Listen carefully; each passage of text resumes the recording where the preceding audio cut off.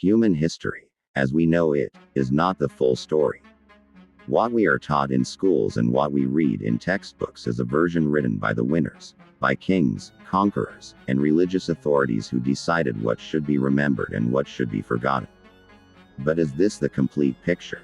Or is there another layer to our origins, a deeper truth that has been deliberately hidden, altered, or ignored? When we examine ancient myths, forgotten scriptures, and archaeological mysteries with an open mind, a very different story of humanity begins to surface, one that challenges everything we have been taught.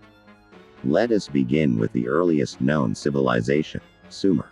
Around 4000 BCE, in the land of Mesopotamia, modern-day Iraq, the Sumerians built the first true cities.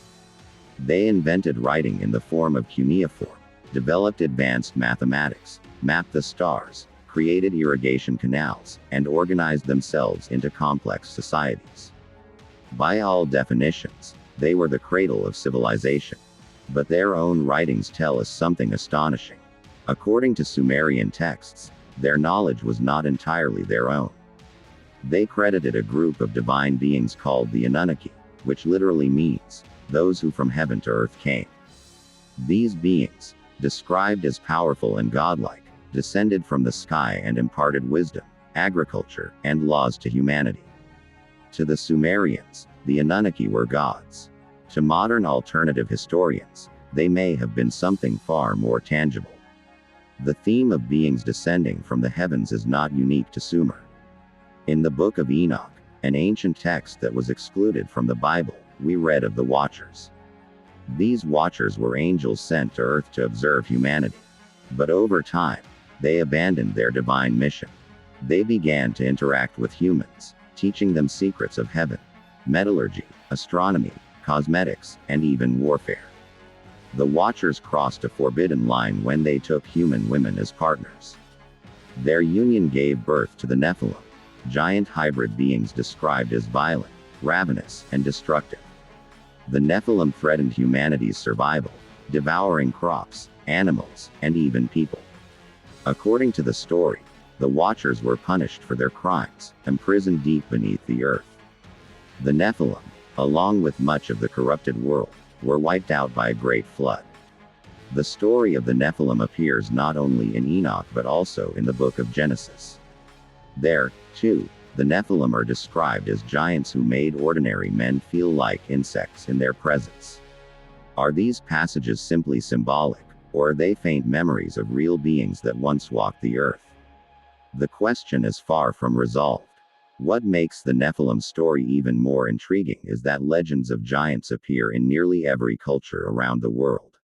In Greek mythology, the Titans and Gigantes waged wars against the gods. In Norse mythology, the Jotnar, or frost giants, stood in eternal conflict with the gods of Asgard. In Ireland, the Giant's Causeway is said to have been built by the massive hero Finn McCool as a bridge to Scotland. In the Indian epics, the Mahabharata describes mighty races of asuras and rakshasas locked in struggle with humanity and gods alike.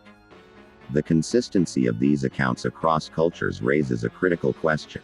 Why do so many civilizations, separated by time and geography, speak of giants? Could these myths be distant echoes of real beings that existed in humanity's forgotten past? The Book of Enoch goes beyond mythology. It offers an intricate account of the cosmos. Enoch, the seventh patriarch after Adam, is described as a man chosen to walk between heaven and earth. He is taken up in a fiery chariot, shown the secrets of the stars, and instructed in the laws of the universe. The astronomical book, one of its sections, provides a solar calendar and details of celestial movements with astonishing accuracy for its time. Some scholars argue that this makes Enoch one of the first scientific texts in human history. If this book is so significant, then why was it excluded from the Bible? To understand this, we need to revisit the early centuries of Christianity.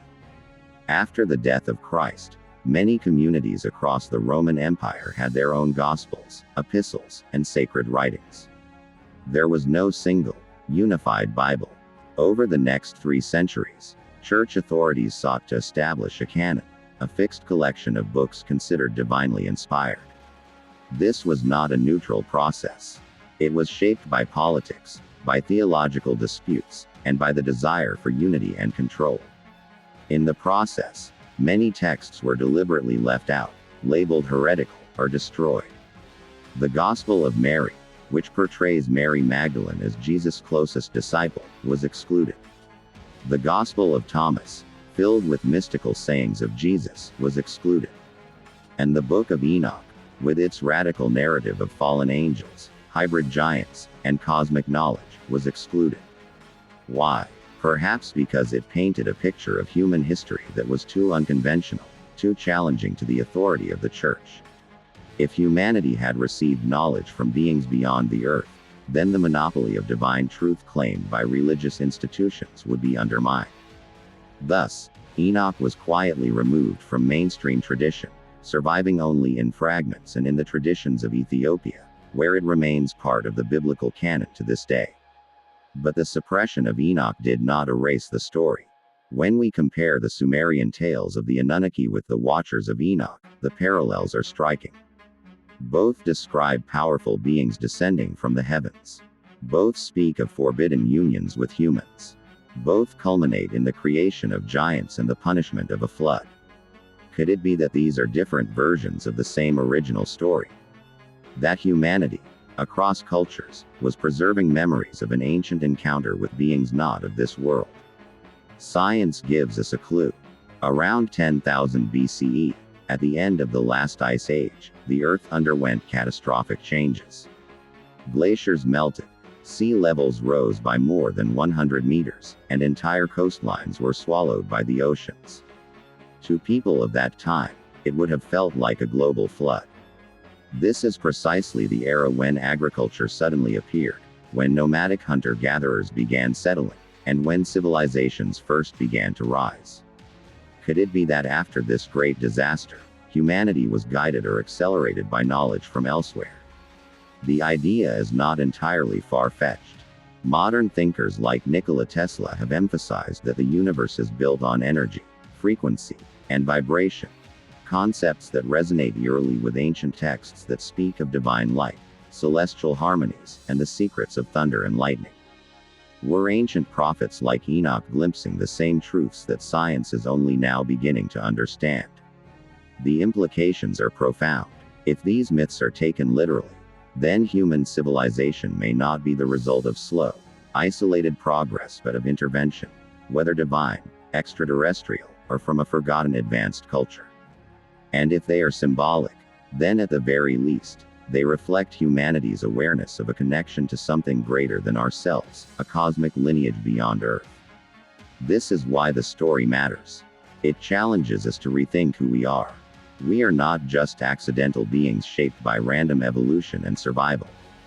We may be inheritors of knowledge, descendants of gods, or collaborators with forces far beyond our comprehension. Our myths, our religions, and our forgotten scriptures all whisper the same truth in different tongues. Humanity's origins are far more mysterious than we have been led to believe. History, as written in official records, has only one layer. Beneath it lie myths, forbidden books, and archaeological puzzles that point toward another history, a hidden one. The Sumerians, the Egyptians, the builders of the Indus Valley, the ancient Chinese, the people of Kerala in Peru, all rose suddenly, almost as if taught. They left behind calendars, maps, monuments, and writings, often crediting gods from the heavens as their teachers. Why do we ignore these testimonies? Perhaps because accepting them would change everything.